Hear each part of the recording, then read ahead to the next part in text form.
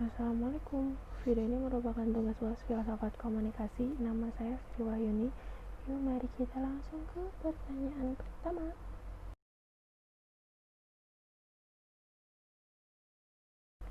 Nah, filsafat komunikasi. Filsafat sendiri itu dapat diartikan sebagai suatu sikap, yaitu sebagai falsafah hidup, atau sebagai suatu metode, yaitu sebagai cara berpikir secara mendalam.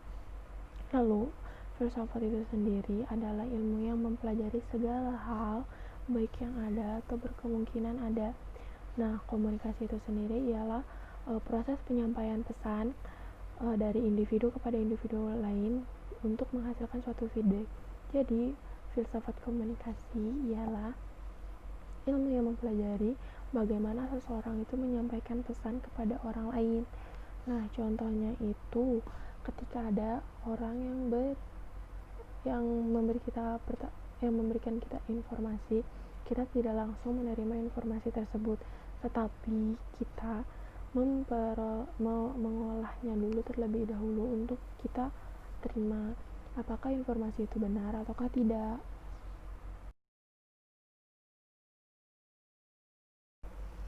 Selanjutnya ada tentang positivisme. Nah, positivisme ini meyakini bahwa pengetahuan harus merupakan ungkapan dari kenyataan dunia yang terlepas dari pengamatan atau objektivitas.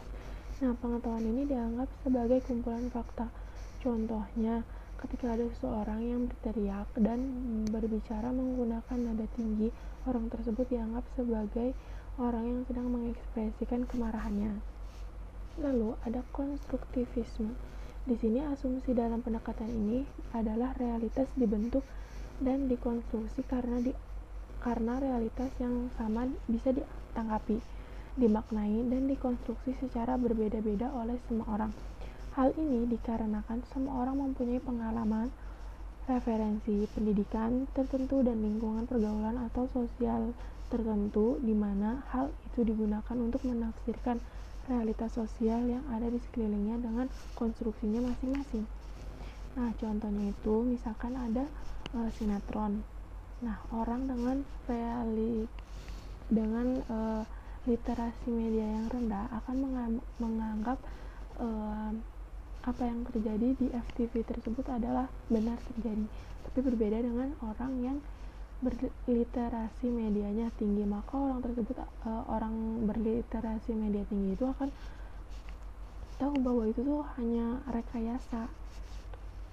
Lalu ada kritisme. Di sini kritisme ini berasumsi dasar paradigma ini berkaitan dengan keyakinan bahwa ada kekuatan tersembunyi dalam masyarakat yang begitu berkuasa mengontrol proses komunikasi masyarakat.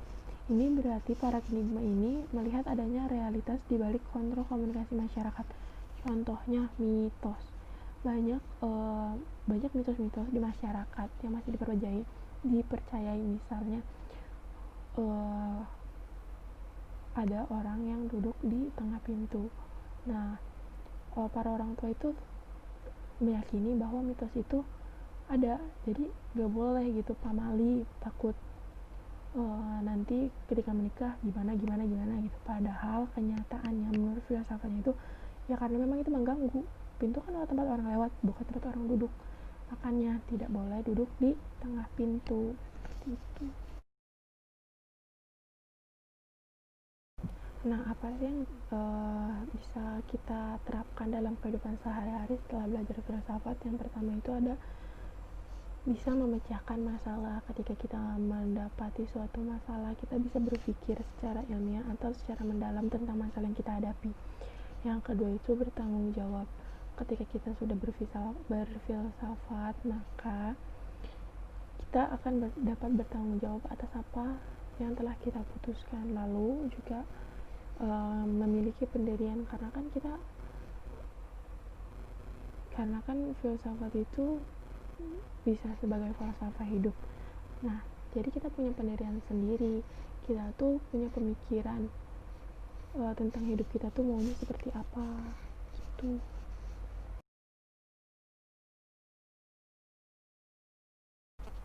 Jadi dalam filsafat komunikasi ini kan ada yang namanya logika komunikasi. Nah, logika komunikasi ini Logikanya sendiri adalah dalam bahasa Yunani itu logos, ide atau akal, atau logik, seni berpikir dalam bahasa Inggris. Nah, komunikasinya itu adalah proses penyampaian pesan dari individu kepada individu lain kan.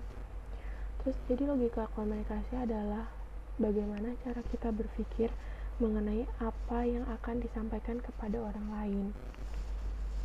Terus ruang lingkup filsafat itu banyak, luas, karena kan ruang lingkup filsafat itu segala sesuatu yang ada dalam pikiran manusia, yang ada dan berkemungkinan ada. Jadi yang belum tentu ada aja itu udah jadi pembahasan dalam filsafat ini. Jadi pembahasan filsafat ini dan ruang lingkupnya itu sangat luas karena semuanya bisa difilsafatkan seperti itu.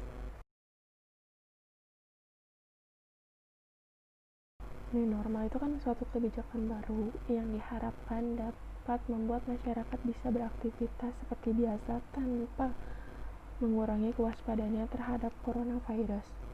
Lalu teknologi digital yang semakin berkembang dan sangat masif itu sebenarnya nggak masalah karena kan memang kita membutuhkan teknologi tersebut, dan ketika teknologi itu bertambah canggih atau terus mengupdate menjadi sangat canggih pun sepertinya manusia akan terus menggunakannya dan akan terus belajar bagaimana cara memanfaatkannya dengan baik. Nah, filsafat ini sekarang masih sangat diperlukan karena kan segala sesuatu itu dapat difilsafatkan, terutama misalnya kalau ada perkembangan elektronik digital baru itu kan kita berpikir bagaimana cara menggunakannya. Nah, ketika kita berpikir bagaimana cara menggunakannya itu salah satu tindakan berfilsafat.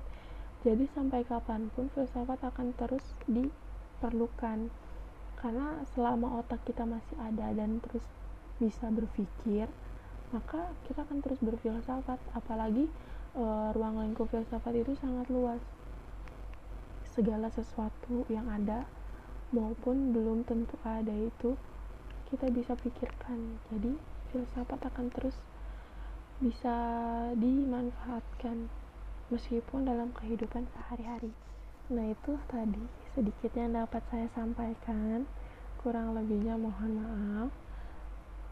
Ini merupakan video tugas, tapi saya harap YouTube ini akan terus lanjut, entah itu dengan kegiatan saya sehari-hari atau mungkin akan ada ide baru yang akan saya buat konten. Intinya jangan lupa untuk terus dukung sesuatu yang baik. Assalamualaikum warahmatullahi wabarakatuh. Dadah.